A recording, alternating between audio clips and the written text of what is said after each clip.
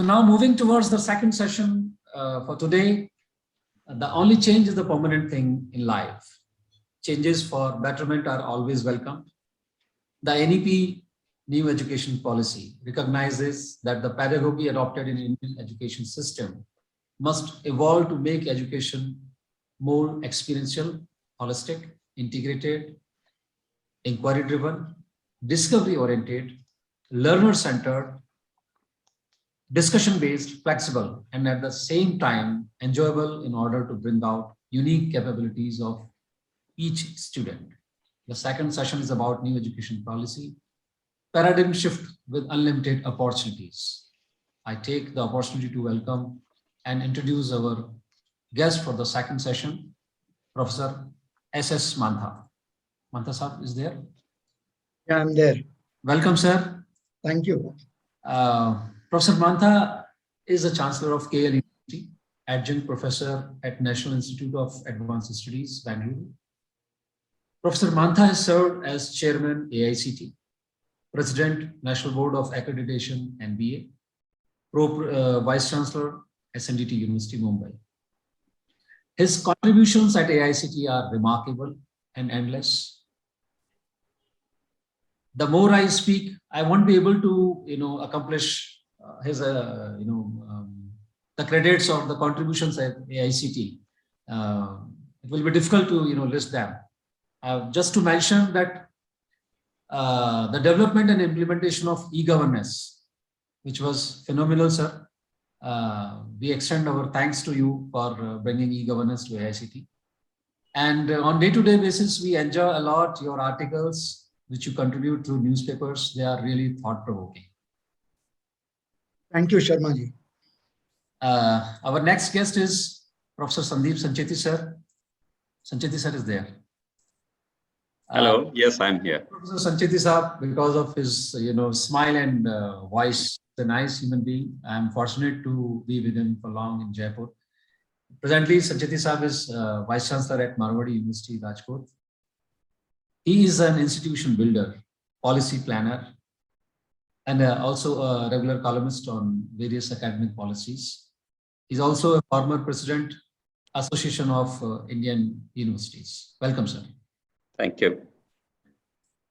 The next guest is Dr. Shamsher. Dr. Shamsher is Vice Chancellor, HBT University. Yes, I am here. Good afternoon, everybody. Very good afternoon, sir. Welcome. He is also served as the Director at NILET, Government of India. He has also served in various PSUs. He has vast industry experience. Welcome, sir. The next guest is Dr. Ajay Rana. Dr. Rana is Vice Chancellor of Shobit University, Meerut. Professor Rana is founding chairman of AUN Research Labs, also executive committee member of IEEE UP section, senior member of IEEE and life member of CSI and IST. He's also a member of various editorial boards and review committees of several journals. The next guest, welcome, Mr. Rana. So are you there? Dr. Rana is there. Okay. Yeah, I am very well. Namaskar. The next guest is Mr. R. Ganpati, sir. He is Executive Chairman of Trigan Technologies Limited. He has also served at Bharat Heavy Electricals Limited. He is National Executive Committee. He is Chairperson of National Executive Committee of Federation of Indian Chambers of Commerce and Industry. Welcome, sir. Ganpati, sir, I welcome you. Namaskar, and thank you for inviting me. So to begin with, Professor S.S. Mantha sir.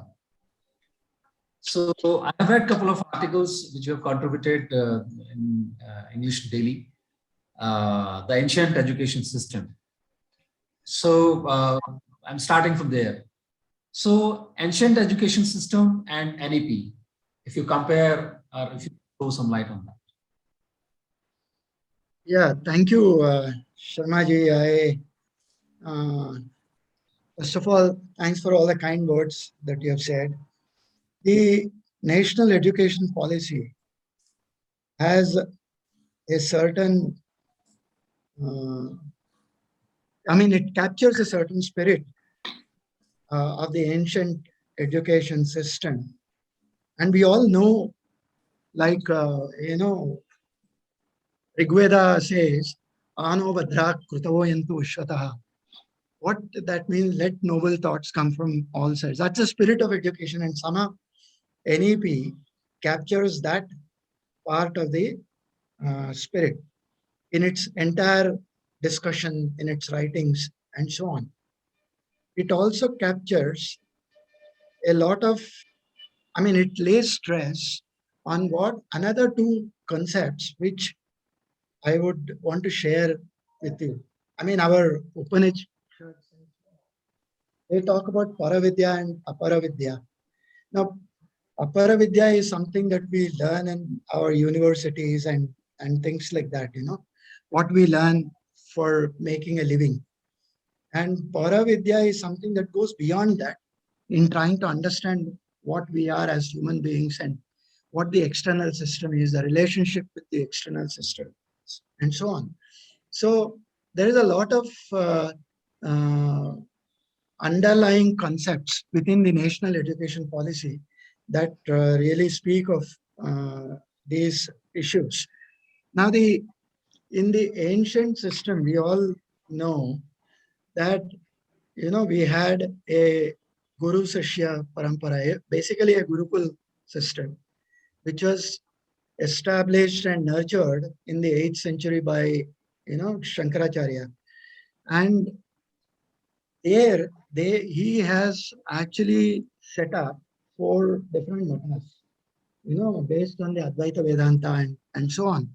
And they are all doing, I mean, spreading the concept of knowledge, concept of ideas, ideation, and the concept of logic, the way they teach, the pedagogies that they use within those systems are all necessary if we have to reinvent the kind of education systems that we have and what NEP actually talks about. Now, having said all that, the ancient education has everything that probably is needed for today. Only requirement is we need to get the modern technology, modern education, modern systems in place, and somehow superimpose it on the concepts that we have within the ancient education systems. And then we probably will bring in a new dimension to the entire treatment of education in our schools and in our higher education space, and so on. So there, the preamble of NEP actually talks about foundational pillars: equity, quality, affordability, and accountability. Now, it also talks of connecting with the sustainable development goals, especially the development goal 4, which talks about education, impart of education, imparting values, skills, and so on. So the national education policy does try connecting the concepts, the practices that we had during the ancient education system into a new concept of getting across to the students in terms of the new learning processes and so on. Here I'll just give you one example of how the concepts need to evolve within our school systems vis-a-vis the ancient education system. Now, there is a lot of talk of changing the pedagogies. How do we get across to children in terms of making them understand the values that were set up and connect it with the mundane efforts that we require in the current days and so on. So going back a little again, during this, there are several pedagogies which were defined during the Shankaracharya's time and practiced in the matas even today. And there is a lot to take away from that and get our new education policy tuned in order to achieve those values along with the technology that we have today. For example, they used Shravana Vidhi, which is actually listening attentively to what the Guru says. Manana Vidhi is another one, which is meditating over what the Guru teaches. Then, so you get into a concept of understanding, trying to understand for yourself, and so on. Nididhyasa Vidhi is a method to reach conclusions. Having learned something, how do I reach conclusions? Then you have Prashnottara Vidhi. You ask a question, you get a reply, and then you combine the two, and then you start learning. The next one is a Tarka Vidhi, which means there is an amount of reasoning. It's not what the Guru says you accept, and then you are happy for that. So there is an amount of reasoning that happens within that. You also have Vakya Vidhi, which means expositions. You make tikas or commentary or annotations while teaching a student. Then Adhyaropa Apavada Vidhi is there. Adhyaropa Apavada Vidhi. That's a projection method where the student is guided to see the real and the unreal and the relationship between the two. Then you have Drishtanta Vidhi. That is for helping students understand difficult subject matter through illustrations. You make several illustrations, give several examples. In fact, we have in a typical Coursera-like content or an edX-like content, you have several illustrations that help you understand concepts. Then you have Katha Kathana Vidhi. It's a form of storytelling where you learn and so on. It's used in Upanishads and so on. Finally, you also have Upadesha Vidhi, which means a lecture method, which a teacher gives a sermon, a upadesh, and from that student learns. Unfortunately, what has happened is over the period of time, we have forgotten about all these methods. We have just stuck to two methods. The first one, Shravana Vidhi, and the last one is Upadesha Vidhi. So in a classroom, the teacher speaks, the student listens. There's hardly any reasoning, hardly any logical interpretations, and so on. So therefore, it's very necessary to understand, go back a little. It's not question of applying the ancient systems into a new policy, but the spirit, capturing the spirit of that into a new learning, a new teaching learning process, and so on. That's how, if the school systems are validated for these ideas that we have, or ideas that we have, then probably the secondary education, the higher education system, they will follow suit in terms of the adoption of those value systems. Thank you. At this point of time, I'll make these comments, and maybe over a period of this discussion, we will expand this further. Thank you, Professor Bantha. We have a rich legacy of a fully developed education system, which was well exercised also, not merely in the form of vocation formation. And the NEP is trying to revive all those systems, mechanisms we are already there in the system. So now I'm sure to cover this kind of topic, exclusive session with Professor Bantha is needed. It will be difficult to sum up in 1 hour, 15 minutes and 5 panelists. It will be my pleasure. Sir, so kind of you. Moving to Professor Sancheti, sir. You being an institution developer, heading several NITs and other universities, they are now flourishing like anything. They're doing, the foundation was made by you. NEP, a holistic and integrated learning system. In what way NEP is addressing holistic and integrated learning system, which leads to education for life, not merely for livelihood? Professor Sancheti. Thank you, Puneetji. Thank you, Trigent, for this invitation, and also for very generous introduction. I think the sessions have been mooted right in the morning with address from Professor Sahasrabudhe, and now for us from Professor Bantha, setting the tone that education is not merely for livelihood, but for life.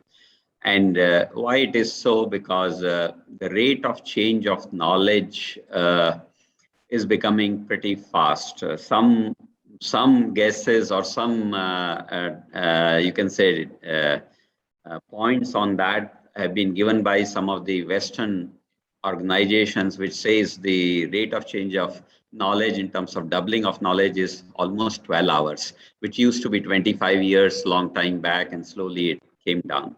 So the point is, if you want to live life, you'll have to change. And when you have to change, then obviously you have to learn new things and unlearn the old things. And when you have to do it from 25 to 75, not till 25. Till now, the education was limited to 25, but now it has to be till going up to 75. Let's say if your working age is 70, 75, with the expectation in the average age going up, it may be so. In that case, you will have to repeat this cycle of learning, unlearning, relearning many times, maybe at the interval of 5 to 10 years every time. You may have to change gears, directions, and the speed, what you do.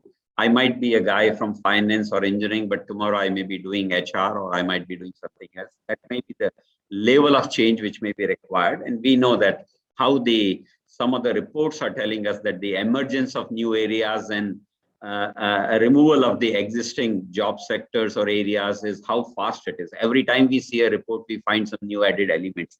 And therefore, the education we deliver should be for life and not for the first job. Unfortunately, India has focused too much on the first job. The first time a parent or a student enters into the prospective institution, they ask, what is a job scenario? What is the highest placement, number of placement, percentage placement, average salary?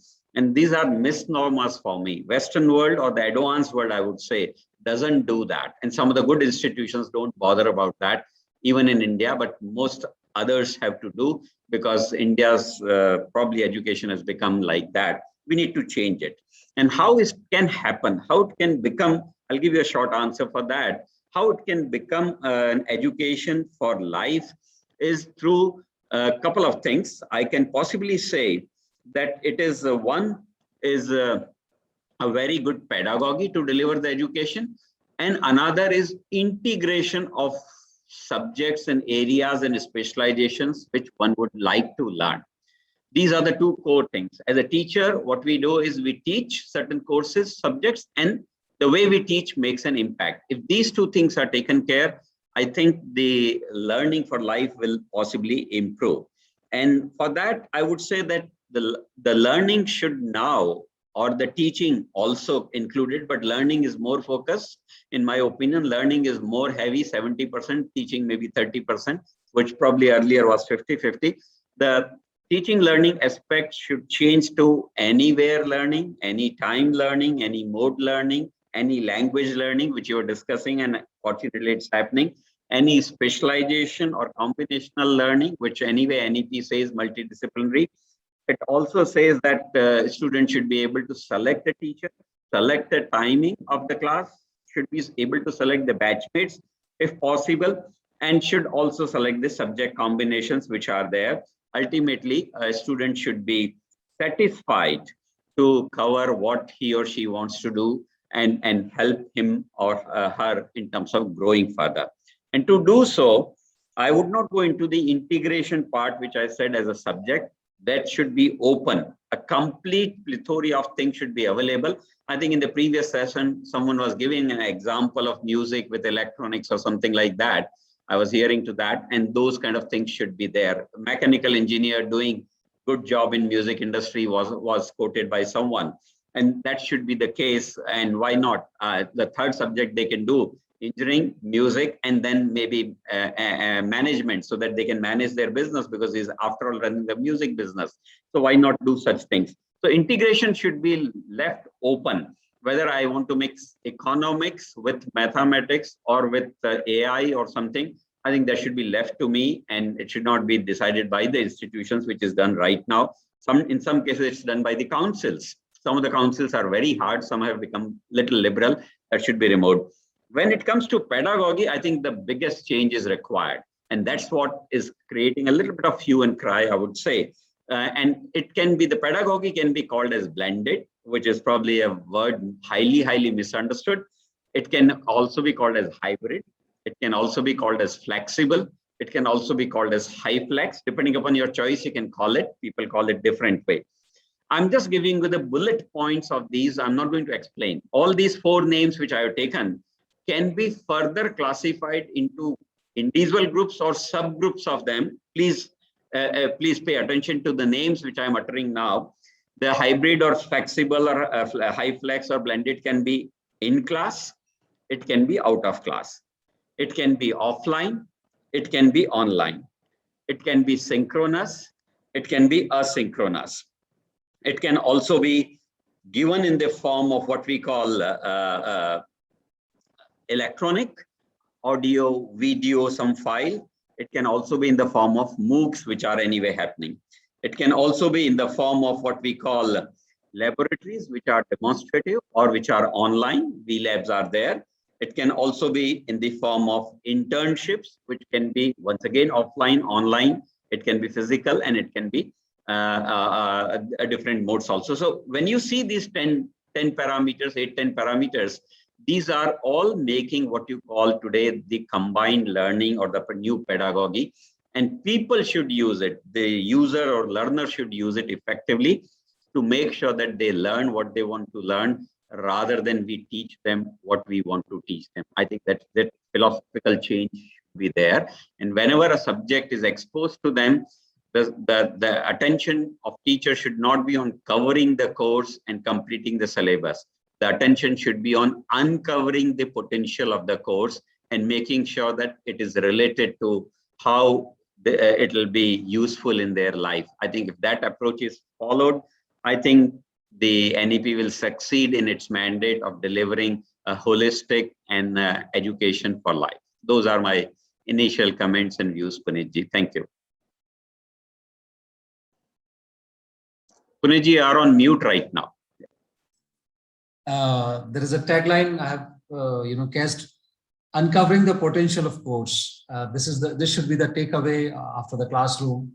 So if someone can tweet it on behalf of Professor Sancheti. Well said, Professor Sancheti. And of course, that blended learning is new in, and rather it's more effective because, as rightly said by Professor Mantha, Shravan, I mean, preaching, listening, all modes are needed to be exercised when it comes to impactful or effective learning. So blended is something which, if somebody has yet not started, they must focus upon. Now, moving to Mr. Ganpati, R. Ganpati ji,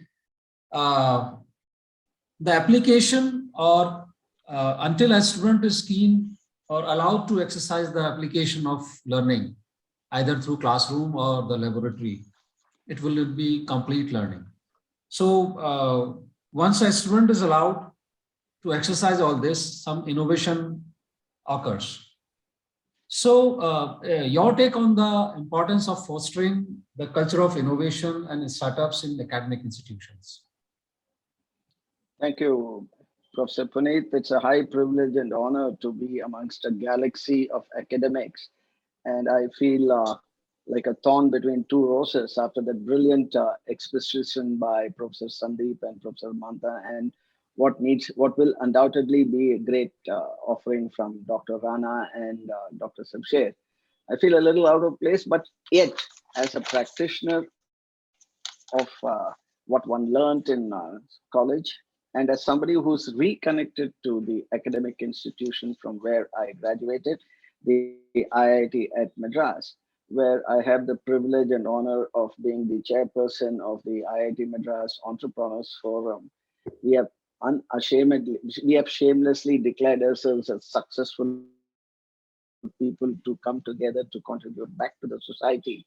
But where we have come together to give back to society what we've taken out, in fact, the professors will recognize when I say that it was the cheapest, highest quality education that one could ever have. When I entered IIT Madras in 1972, I paid all of 12 rupees 50 paise per month for 10 months for 5 years to complete my course. Show me one other country, one other place where you'll get such high quality education.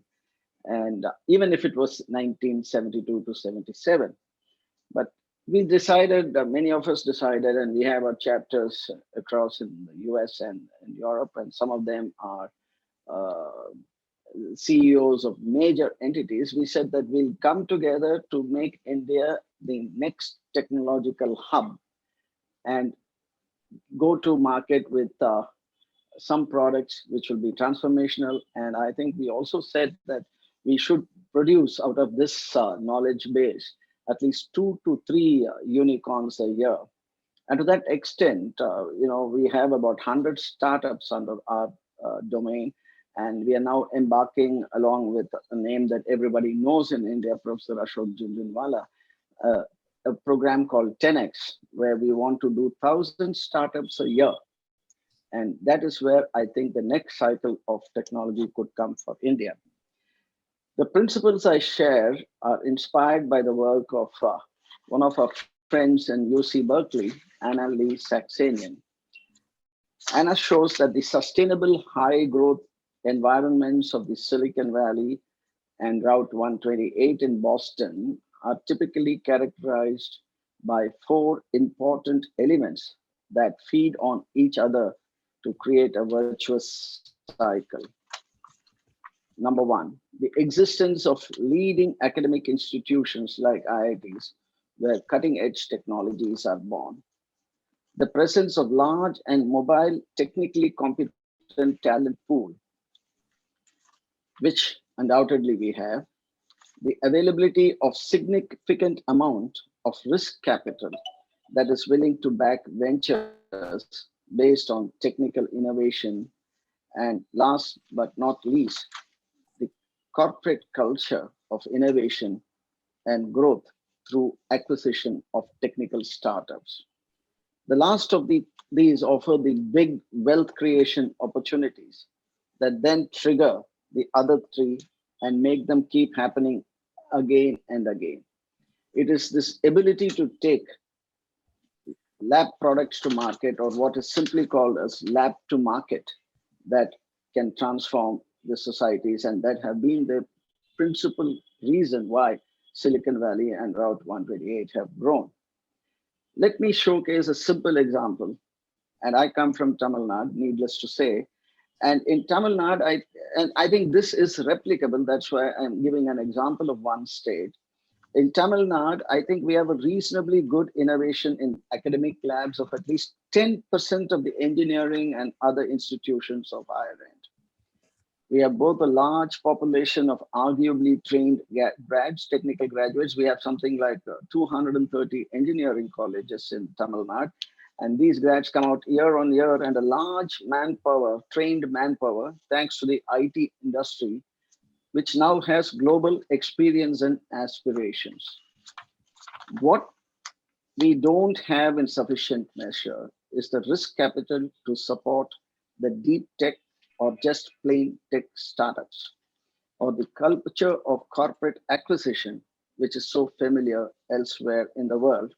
And that is why what we have done is we are getting these academic institutions which we have identified, labs which we have identified, and we are working with agencies like FICCI, CII, and Southern India Chamber of Commerce to ensure that we can start moving in this direction.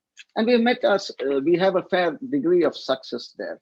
And from my own experience, and I've been helping to craft the IIT Madras incubation ecosystem from almost 2013, I can tell you truly that nothing succeeds like success. A few visible wins supported by government and industry initiative will get the virtuous cycle going for us here. In fact, our government is willing to have a hit of about 1,000 crores in its balance sheet to support our initiative. And which on a national level, if every state does that, and if every university gets the state under whose domain they are to push this, I think India could well and truly be on its way to becoming a technological powerhouse. And to me, I think change is part of life. It can be both a source of innovation and an opportunity to transform ways of human resource. In the current situations, there are a few fundamental questions before the education fraternity. How can we make students more resilient? How can we prepare them for jobs that have not yet been created? How can we equip them to thrive in an interconnected world where they need to understand and appreciate different perspectives and worldviews, interact respectfully with others, and take responsible action towards sustainability and collective being? To me, the future, by definition, is unpredictable. But by being attuned to some of these trends now sweeping across the world, we can learn and help students adapt.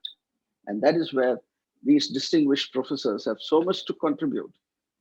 Captains of industry, captains of educational entities have so much to contribute to the growth of India. Having set the context in this, let me now thank Puneet for inviting me.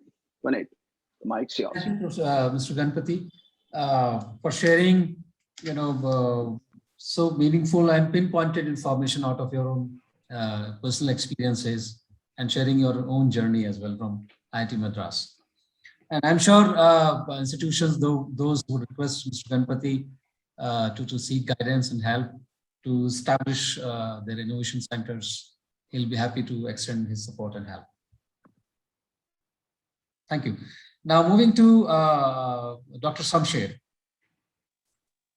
There is a common complaint by the industry that there is a gap of industrial trainings. I mean, students, they are either inappropriate, they are not useful or less useful, despite of the fact that there is a provision of mandatory provision of summer training. Still they are unable to create themselves any space in any industry. So what are the causes, and through NEP, how these causes can be addressed? Thank you, Professor Puneet. Thank you very much for calling me. And it is pride for me to share the panel with Professor Mantha, Professor Sancheti, Professor Rana, and Mr. Ganpati, sharing their views. I'm really feel proud of this invitation. Now, when we talk about the NEP 2020, it has been given a lot of emphasis on teachers recruitment, particularly because when the teacher is coming first time into the university or college, they are being recruited for 30 to 40 years of their life. At the same time, it has also been emphasized that the teachers should be given proper training at the intake. At the same time, they should also be sent for different training, particularly industrial training, time to time, so that they can know by seeing the actual practices in the industry. They can realize their problem, they can visualize the processes, and which not only helps the teaching learning process in the classroom, but at the same time, they will also looking at the different problems faced by the industry. Particularly when I give my example, I initially took up industrial job in National Thermal Power Corporation, which is a power generation organization. And I worked there for 5 years. And after that, I switched over to academics. And when I used to teach the students, sometimes the questions which are being asked by the students so innovative, so attractive, that if you don't have any industrial exposure, it is really very difficult to answer their questions, answer their queries. So what I feel that it is not only for the student to go for industrial training, but the requirement is also there in the NEP that the teacher should be given a periodical training for or exposure to the industry, so that they can realize the processes, they can realize their problems, and then they can do some research in the university, because universities are basically for knowledge creation. So if they find the problems, they can provide the solution, and then the industry will be benefited. At the same time, the teaching learning processes will be more interactive, more useful for the students. Secondly, when we talk about the industrial training for the students, as we know that in India, workforce in the age of 19 to 24, that is less than 5% are access is trained on the industrial training, or they are receive any industrial training, compared to about 52% in USA and 75% in Germany and 96% in South Korea, they are exposed to the industrial environment. And our NEP says that by 2025, about 50% of the students of higher education shall have the vocational access. So that is one challenge we have. Regarding this, the number which we are talking, less than 5% now, and by 2025, 50% should have the access to vocational training. That is a very challenging job, and we have to do a lot of efforts in this one. And particularly, the government of India has made national skill qualification framework, and also constituted different skill sectors for construction, for electronics, for IT. So these skill centers are doing well, and I hope that with the help of different skill councils, we'll be able to meet the target. NEP also provide the exposure for vocational studies in early ages of middle, secondary, and also this vocational training is integrated in the higher education.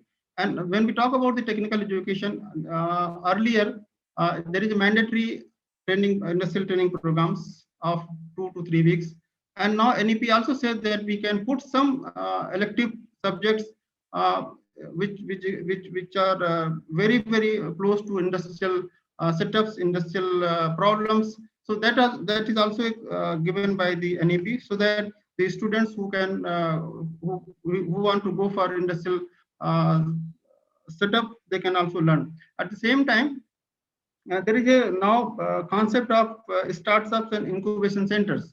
So now by providing the incubation centers and incubation hubs in different universities, and the students can nurture their ideas by putting some basic infrastructure in the universities, and the government of India has also helps the universities to provide some seed money to such groups of students who have their idea to go for such type of industrial setups, or want to go for setting up startups.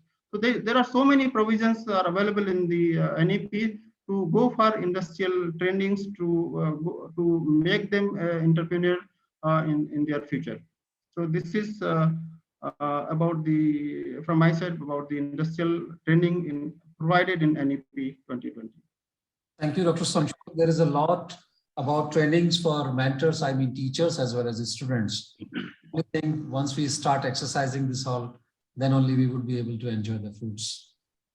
Now moving to Dr. Ajay Rana. So far, the policymakers have focused a lot about quantity, enhancement of seats, opening new academic institutions. So if you can share something about shifting this paradigm from quantity to quality. Thank you, Professor Puneet Sharma ji. Esteemed colleagues, Professor Mahanta Saab, Dr. Sandeep Sancheti ji, Ganpati Saab, Samarin Saab, and all the other persons. Thank to Trizent Technologies to invite me for this lovely topic. It is a burning topic. And Professor Puneet, that is not the first time that we apply the NEP in our country. First of all, we are thankful to Unni Krishnan Committee who introduced about the privatization education in our country. And you have believed that around more than $25 billion revenue that we stopped, that the entire revenue may be used by our own country itself. That is the privatization. The private universities of the government, like AKTU or the RTU or many universities may exist after that.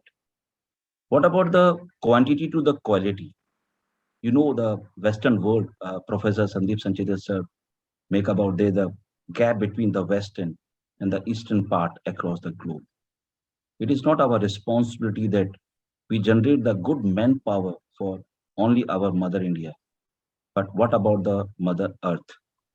You are surprised that Dr. Puneet, that across the UAE, around 35% populations, they are not bounded about any postgraduate or they are engineers, but they are the skilled manpower.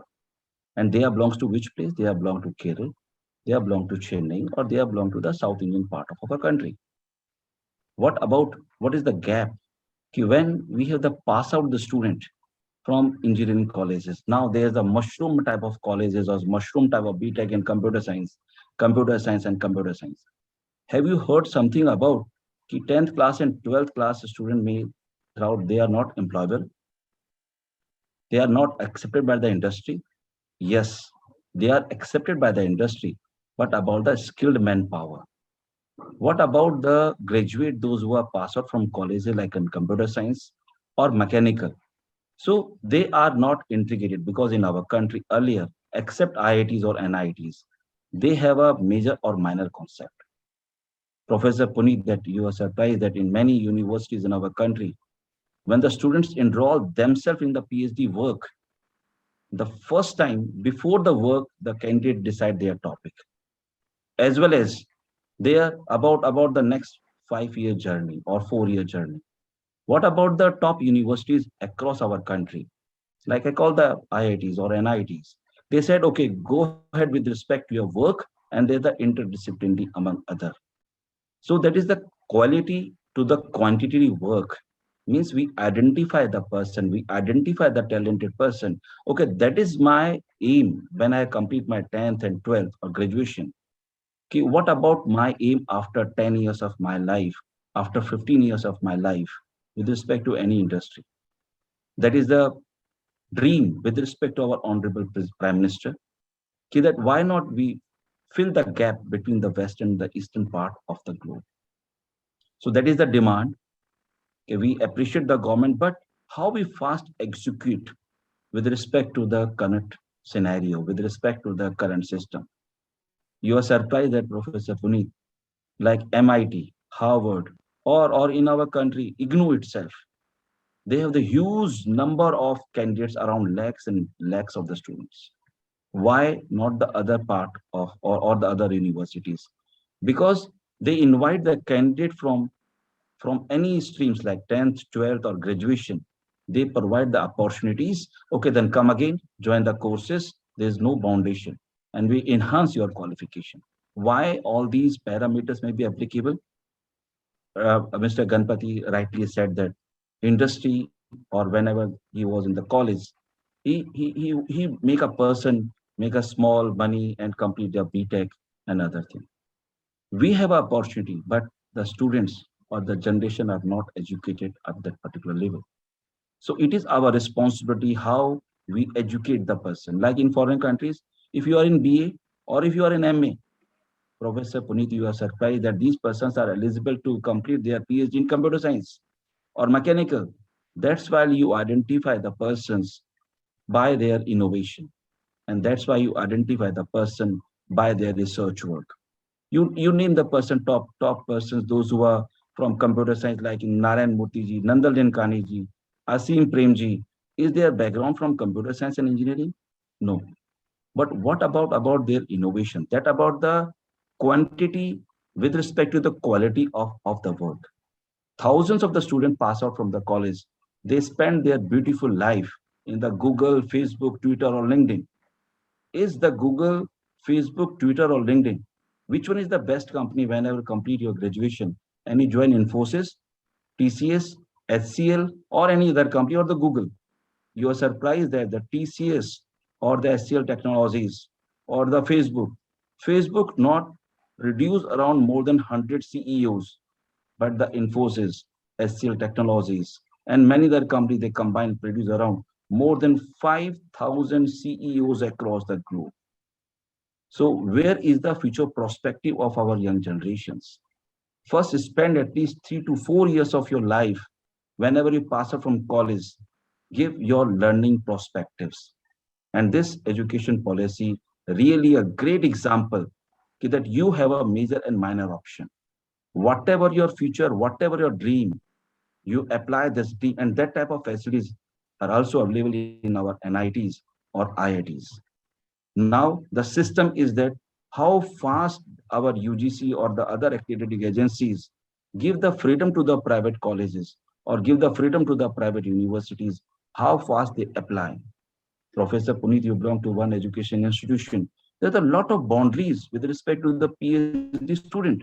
Give the freedom to the PhD scholar. Whenever the end of the day, you are not able to complete your work in computer science, don't worry. Go ahead with respect to the humanities. You give the freedom to the scholar.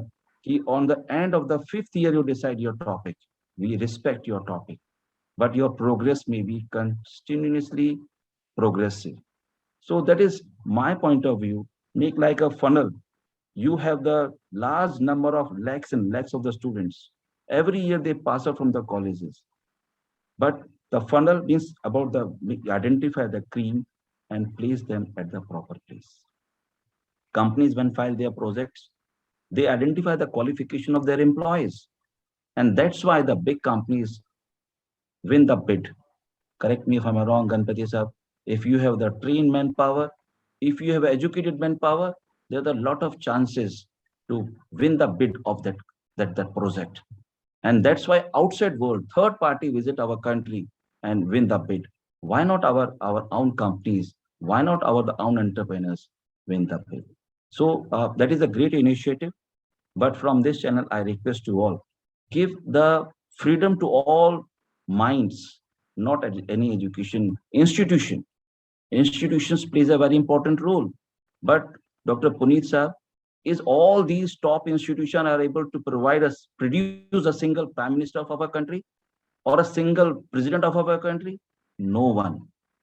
So we respect the mind, identify the person, and it is our responsibility as educationists, place them at the correct, proper Thank you, channel. Mr. Anna. Thank you.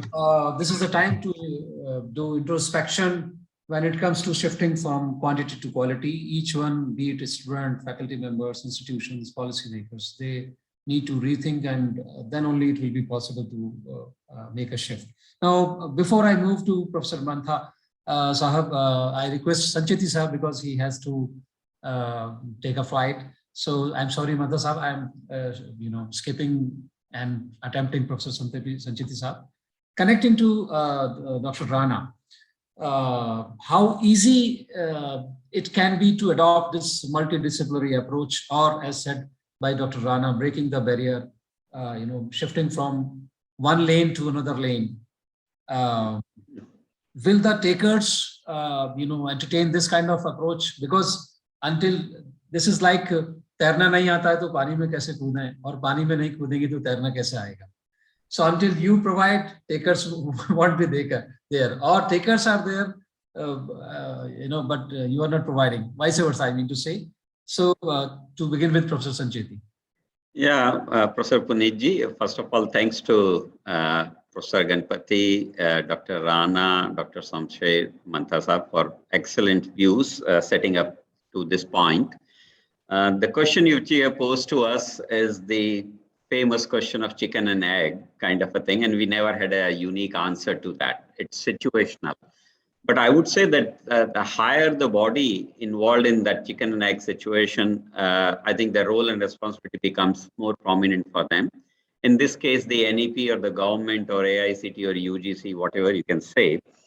So to provide and support multidisciplinarity or multidisciplinary education, I think the onus was on some of us who become part of these agencies and bodies directly and indirectly, and we have done so. And I'm claiming it because the NEP has pronounced ABC, which was a baby probably brought up by UGC, started in 2018. And fortunately, that is one very, very huge and more acceptable vehicle, which is going to promote multidisciplinarity. However, the challenges would remain. Because the Indian students possibly are not very matured in taking their own decisions, because for ages they have not been allowed to do so. At least for last 50 to 100 years, the education has been very stereotyped in our system, including in IITs, that the choices were not there. If you have to come, you have to come physically, you have to do this, and you have to take this track, do it in 4 years. All that is going to be broken now. But the problem is when the choices are more, how to decide that. And that's where the maturity of the students, the counseling of the student would be required. When I'm saying the students, I'm not singularly saying that the students are at fault or will be at difficulty. It's the educational institutions will also be there, which will face the music, because they are also not very tuned to these kind of things. Their strong space of what you call number of admissions, number of teachers will be eroded now, Because I may take one subject, I may not take another subject of the same discipline next time. I may change the direction and course, gear, whatever we are saying. And therefore, the planning will become very difficult. So many fundamental changes would be required. Number one, if you have to promote multidisciplinary education, education need not be degree based or diploma based or need not be whatever such basis. Education should be credit based. I will earn the credits of the subjects which I want to learn rather than I'm doing one degree diploma track which is given to me. However, if I'm not competent or if I'm very sure that what is given as a standard module to me is of my liking, I can go for that. But that may or may not be multidisciplinary. So multidisciplinarity has to be understood in terms of what we call autonomy of the learners, autonomy of the teachers, autonomy of the departments and faculties, and autonomy of the institutions also, and certainly not the control of what we call the councils, which traditionally had been there or has been there. It's getting deregulated, it's getting removed, but still slowly, I would say. We are generally seeing things in terms of UGC and AICT. That's not true. There are 17 more, 15 more, and some of them in a given university want separate libraries, separate departments, separate playing field, separate hostel, and separate grading system, and separate faculty for even English and maths, which are common across all the university system. So multidisciplinary education would also be delivered only when students can choose, and for choosing that, those flexibilities which I was trying to tell you in the earlier point of blended will be very essential. Without blending or high flex or flexible, multidisciplinarity would not be there, because after my first year, if I want to change direction, we are 60 students in a class and we go in 10 different directions. The timetabling cannot happen. The teachers cannot happen unless the blending is allowed. And so blending would be something very, very essential. ABC is talking about that. And fortunately, we have vehicles like NAD. There'll be a ABC vehicle will be there. And also UGC is coming out very soon with some formulation, some directions, suggestive only, not necessarily compulsory, on the blended teaching learning, which will help even ordinary institutions and ordinary faculty members do that. Ultimately, multidisciplinary will also require certain philosophical changes. Those may be like deep rooting of flipped classrooms, where discussions and things of that nature happen. All the materials are available right in the beginning. Also more design orientation, also more research orientation, not necessarily forced upon, but those who want it. Also more of varied pace of learning, also practice-based learning or problem-based solutions and all that, delivered through virtual labs or direct to home or web-based NPTEL and MOOC courses. All those will be essential for what we call MOOC courses and for the multidisciplinary courses. And final word on the multidisciplinary will be that multidisciplinary should undertake approach of what we call generating ideas, brainstorming, concept and mind mapping, creative presentations, exposure to real world, case study based methods, cooperative learning strategies, in addition to whatever you are doing. Don't eliminate what you are doing. You're not changing the world upside down, but these are the additional tools which will favor the multidisciplinary education. And the beauty finally of multidisciplinary is that I can do it in any language. That will help me. Some courses in this, I standard in 9th standard, partly in Hindi and partly in English. That helped me. And therefore, multidisciplinary approach will give you that. But the biggest thing is the job scenario itself, if I can make a comment on that, that I start with, let's say, a branch called civil or computer or mechanical. And while I'm going through second year and third year, I find some changes or shifts are happening in the job scenario, new jobs are coming. And when I reach final year, further more changes are happening. Every time I can alter my choices and subjects to make myself ready for the kind of jobs which are going to be available. Right now, what is happening is people choose it today, and after 5 years down the line, 4 years down the line, they are eligible for job by the time the world has changed, but the subjects have not changed. So this multidisciplinary approach will be very handy. One more thing, if I'd like to take 1 more minute to say that, please, one more change is required, which was pronounced by AICT sometime back in March 2021. I am a strong advocate for that. Unfortunately, AICT withdrew it then and there within a couple of days, and that was on the admissions for the multidisciplinary program. There was a suggestion that one can do without maths and engineering in terms of +2 qualifications. But I'm a strong advocate of what AICT was saying, because one can do bridge courses, one can do additional courses whenever they come. For giving an answer to that sort of a problem, I would like to make a mention here that why are science students allowed to migrate to commerce and arts very easily without doing those commerce and arts?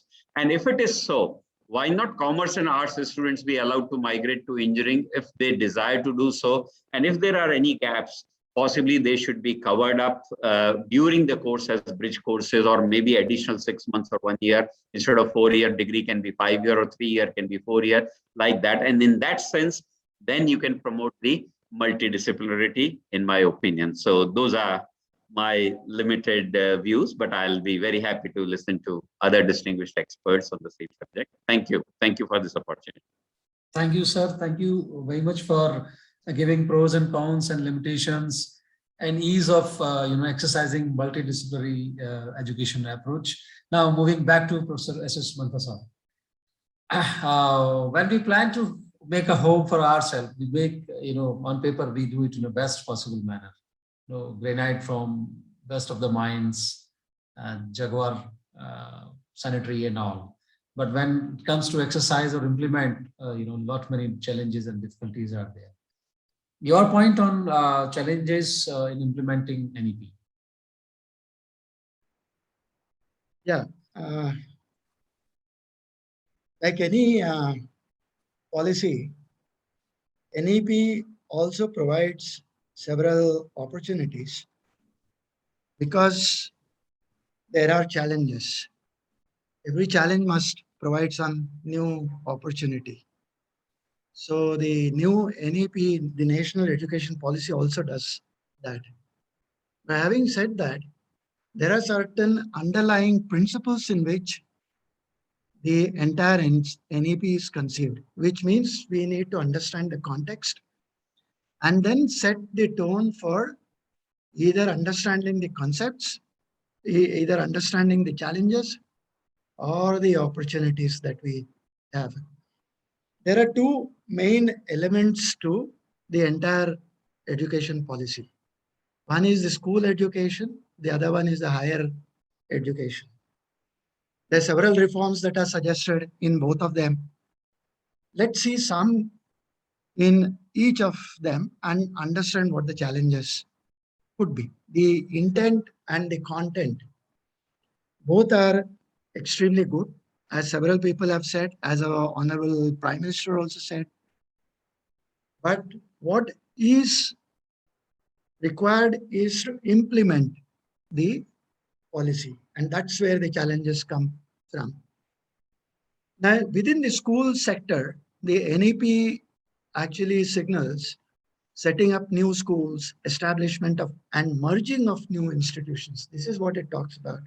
That idea is worth exploring, though there are going to be challenges as to how one is going to merge institutions.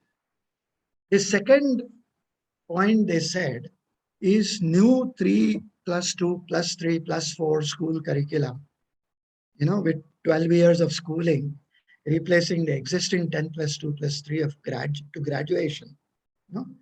And the reason they gave for doing this is shifting the burden from school back to learning. Now, in concept, yes, it's extremely good. In terms of technology, there are several other tools which can be used in order to do this. But then the first 3 years, which is included, it essentially has Anganwadi workers, and integrating them, regularizing them, that is an administrative. In fact, it could be an administrative nightmare at some point of time. Then there are also, free control suggestion in private schools, but that can pose some legal challenges. It very rightly talks about shifting from what to think to how to think. Now, traditional learning must transform from memory skills to thinking. All this has got something to do with the pedagogies that we use in the teaching learning process, both in schools And there must be a judicious mix of the available technology and the methods that we actually use within the schools today to make these things happen, from shifting from memory skills to thinking skills and so on. I mean, in the beginning, in the formative years, it's always the memory skills that are stressed upon. Thinking skills come with when you have the ability to, analyze, when you have the ability to rationalize, to differentiate between what is right, what is wrong, your deductive skills, and so on. Learning is all about either deductive skills or experiential learning. Deductive skills is something that you get in the universities, in the institutions, in the schools, whereas the experiential learning is something that you get from working on the job and so on. Now, there is one problem area, the GER, which is about 98, 99 in the primary school section, suddenly becomes 64 when you 64, 65 when you move to the secondary level. Now, that's one reason for that is that there are no secondary schools in every single place, whereas there is a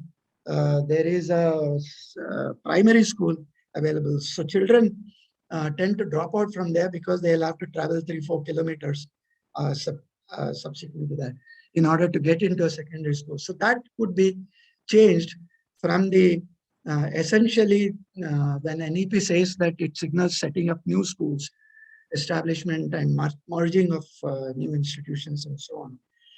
There is also a creation of an independent state school regulatory authority, which is for uniform standards. This again may have some legal issues. Now, having talked something about the school system, let's look at the higher education. They talk about 50 GER, which is extremely good.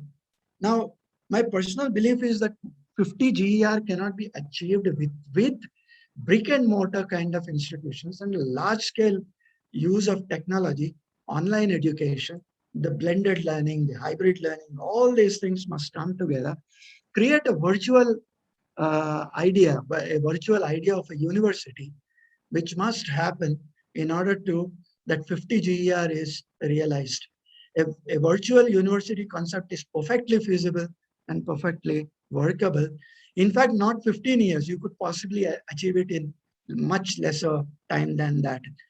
Then, of course, Sanjay Ji talked about flexibility of subjects and so on, personalized learning. Ultimately, one factor stands out. University systems at the undergraduate level, all education, whether it's in the university, schools, or wherever, it must create good citizens, inculcate values, morals, ethics, all that is there. But there is another dimension to this, where it must connect to some employability skills. And therefore, competency-based skills is extremely important in any part of it, any way you conduct the business of education.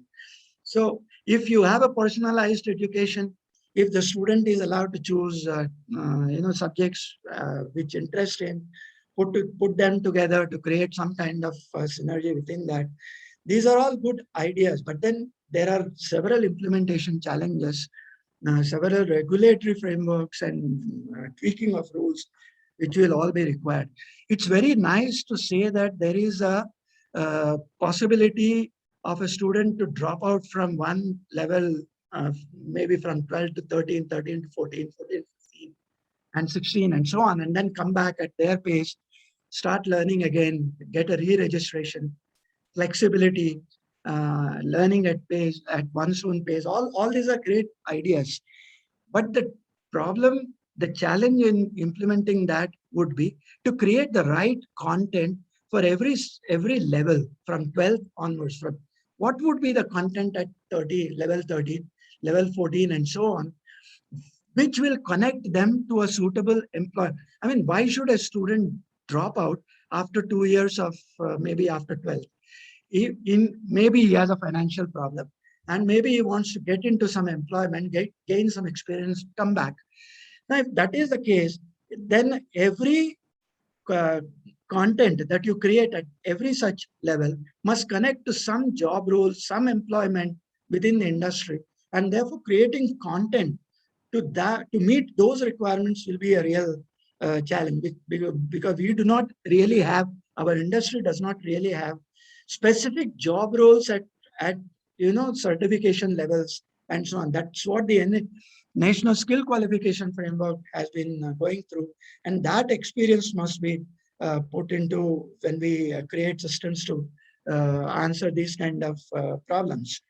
Then there is a lot of talk of there is a regulatory separation of or amalgamation of some certain regulators coming together. Things like that are talked about within the policy. It may be good, but then technology has grown so many, like any other discipline. It has grown over a period of time. There are several dimensions to this, and unless one looks at the application part as a separate entity, clubbing that with general education things may have more problems than what we would want to solve. Then there are some overlapping issues between the funding agencies, and they need to be sorted out in some way in order that there's a smooth working that happens. Finally, I just wanted to also touch upon, in the previous session, there was something about languages and use of languages and so on. And that also came about in the current discussion. It's also very, I mean, it's a great idea for local languages to be promoted and so on. But the issue is, today we do not have every state as developed as the other state, which means the employment opportunities that are available within the state domains are not the same. So therefore, if I learn a certain language and my education happens to be in that local language, and if I am not, I mean, if I have to go out, I'll have to relearn another, because I have to fit into that that environment and so on. So therefore, it's very, very necessary that the employment opportunities also grow in the same, at least to take care of the students who come out learning in the local languages.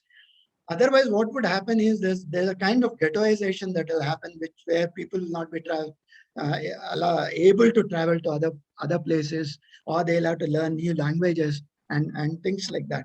And then the industry will have to transform into certain accepting these kind of challenges. In that context, I would certainly like to argue that instead of Hindi, there should have been Sanskrit as a connecting language. In fact, if you learn Sanskrit, every other language is absolutely possible to learn in very, very short time, which means that you learn English, you learn your local mother tongue, and you learn Sanskrit instead of Hindi. Hindi would automatically be there if you really learned Sanskrit. So therefore, there can be people who will have counter arguments on these kind of issues and so on. But then one must look at the possibilities of implementing something that you design. And if you cannot implement what you design, then there is no point in designing that. So there are several good things about the policy. There are also methods which one can use in order to do that. But the point is to actually make that happen. Now, just finally, there is also talk about multidisciplinary research, which transforms into creating products and things like that. Today, the problem area is really the research that happens in silos. As we don't seem to talk with different departments, even in one institution, we don't interact with people. But make no mistake, we publish the best of the papers, we interact with best of the people, and so on. But they all don't come together to create something that is worthwhile and possible to, as a product be projected. So therefore, one needs to bring in a concept of basic research and applied research into our systems and connect these two things to create several supply chains around them, which will actually create new job opportunities, new employment opportunities, and of course productization. So, and the shift within the APIs that professors are judged upon, that will have to change. And in the sense that merely publishing papers is not the point. Don't concentrate so much on how many papers are published, but if there is at least one product per annum, coming out from different departments, that should be valued and distributed among the people who work within that system. So these are some of the things, some of the thoughts that I have, and thank you. Thank you, Professor Mantha. I request from the technical team to tweet, learn, unlearn, and relearn. This is the key to implement NEP in a right perspective, right manner. There are many opportunities. Of course, challenges are also there, but it's not difficult to implement. Of course, everyone needs to support in the implementation, right from all stakeholders, social people also, to provide the necessary resources as well. Now coming to Mr. Ganpati, there is one question. There is a lot that can be offered by India to rest of the world, especially things related to Ayush. Yoga of India is already popular. We realized the importance quite late when Western world gave their recognition to yoga. Similarly to Indian medicine systems as well. So if you can put some light on internationalization of Indian education to the rest of the world. Yeah, thank you, Professor. And I think after two brilliant expositions of Professor Sandeep and Mantha, I think from the sublime, we go to the ridiculous, that is exporting of education and bringing in education. But I think I can't agree with Professor Sandeep more when he said, why can't BCom students come into engineering? And after 42 years serving in the industry, the only question that lingers in my mind constantly is, why did I study chemistry for 4 years in IIT? These are answers that even now we don't have. And I think the NEP very substantially addresses most of these things in a very significant way. Now, the two things that have been very transformational for India, and I'm sure all of us would agree, if demonetization introduced a wave of digitization in the country and made it very popular across communities, I think the pandemic ensured India is fast emerging as the tech capital of the world, tech capital of the world, if you will. And every venture fund, every private equity fund which chases money, which chases opportunities for investment, is invested in this space in this country, reflecting the fact that India is on the threshold of being ready to export its education. I think, the Study India initiative, the flagship project under Ministry of Education, was something that we at FICCI were given an opportunity to work with the Ministry of Higher Education about 2 years ago. And this is aligned to the vision of FICCI itself, under which 200 Indian institutions were invited to explore opportunity to set up campuses overseas. Similarly, FICCI also reached out to 100 foreign universities to facilitate to operate in India. Under this program, in this curriculum, subjects like Indology, Indian language, and as Professor Sharma said, Ayush system of medicine, yoga, arts, and music, etc., are to be offered. I still remember in the early 80s when I was living in Malaysia, whenever I would come to India and get back, there were so many people asking us to get back homeopathy medicines and also books on practicing yoga. The interest in this space across the globe is amazing. And that's reflected in the fact that June, we have a day where we celebrate the World Yoga Day under the auspices of the United Nations. And that leads, how do we go about it? I think the INSAT exam conducted by the National Testing Agency to ensure standards in entry levels, quality, what we need is quality, high quality residential facilities and on-campus support that need to be extended, which will make it internationally acceptable. For this, I think effective industry engagement with opportunities for apprenticeships and employment. In fact, we still have, to one of our companies, United Telecoms, have a training division where we still have Government of India getting people to get themselves trained across certain very specialized skills. And of course, in today's context, day and age, we also must ensure safe and secure living environment, state-of-the-art infrastructure, and some other critical prerequisites that will not only boost international mobility of foreign students to India, but likewise develop India as a global destination of higher education. We are on the threshold of getting there. And I think the NEP is a step in the right direction. And the role that some of the trade bodies and industry agencies are playing is acting as a vestibule to ensure that India succeeds. Why go and create a Silicon Valley? Come and create it here. And I think that we are somewhere there, getting to somewhere there. This and is what fact, is Mr. Ganpati rightly said by Honorable Prime Minister Atmanirbhar Bharat. We have exactly.